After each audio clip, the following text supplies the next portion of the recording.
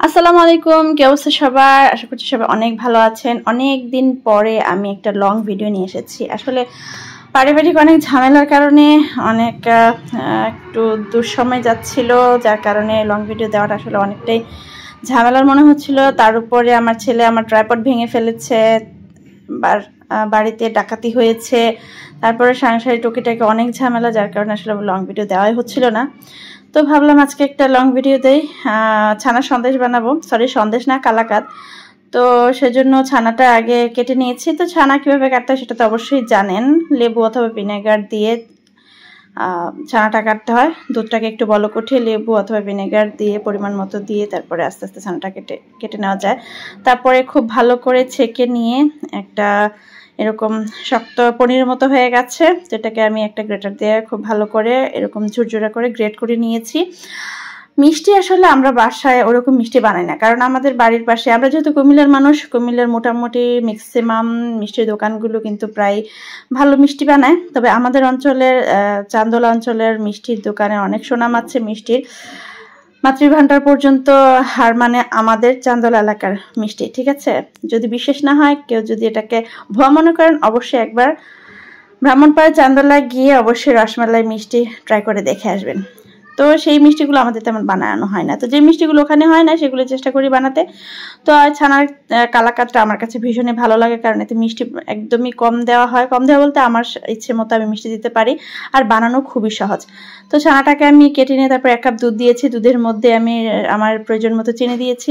দুধটা বলক আসার পরে এর মধ্যে আমি গ্রেট করে ছানাটা দিয়ে দিয়েছি। দিয়ে কিছুক্ষণ নেড়েছে। আমি কিন্তু এর মধ্যে এলাচ দিয়েছি একটু ঘ্রাণের জন্য। তারপরে 2 প্যাকেট গুঁড়া দুধ দিয়েছি, মানে 2 টেবিল চামচ গুঁড়া দুধ হলেই হয় আর কি। গুঁড়া দুধটা একটু বেশি দিলে একটু বাইন্ডিংটা অনেক ভালো হয়।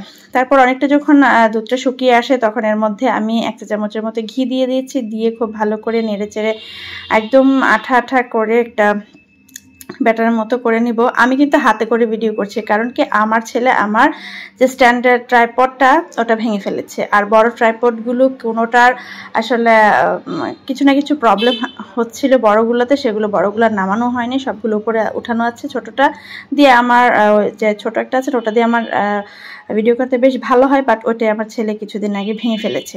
তো বললে না, যেখানে মরার উপরে খাড়ার ঘা। এমনিতেই সংসারে অনেক ঝামেলা চলছে, যার কারণে ভিডিও তেমন করাই হচ্ছে না। যাও টুকটাক কিছু করব, সেগুলো আমার ছেলে একদম ট্রাইপডটা ভেঙে একদম শেষ করে দিল।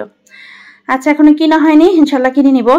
তো আমার চানাটা যখন একদম আঠালো একটা ভাব হয়েছে, তখন আমি এটাকে একটা প্লেটে নামিয়ে নিয়ে আমার পছন্দ মতো একটু সাইজ করে নিয়েছি। তারপর উপরে গ্রেট করে কিছু কাজু এবং আমন্ড দিয়ে দিয়েছি। আপনারা আপনাদের পছন্দ মতো যে কোনো বাদাম দিতে পারেন। বাদামটা উপরে দিলে অনেকটা সুন্দর লাগে, আবার বাদামটা যখন কামড় পড়ে তখন ভাল লাগে। ফ্রিজে রেখে দিয়েছি প্রায় পুরো রাতের মতো। তারপর যখন সেট হয়ে যাবে তখন এটাকে পরিবেশন করা যাবে। খুবই মজা, খুবই টেস্টি হয় খেতে। তো আমি ফ্রিজ থেকে বের করে নিয়েছি, নিয়ে আমি আমার পছন্দ মতো শেপ অনুসারে এটাকে কেটে নিয়েছি। আর ছানার কালাকাঁদটা হয় কি, মিষ্টিটা আপনার পছন্দ মতো দিতে পারেন। আর এমনিতেও দোকানে যে কালাকাঁদ পাওয়া যায় সেটাও কিন্তু মিষ্টি অনেকটাই কম দেওয়া হয়।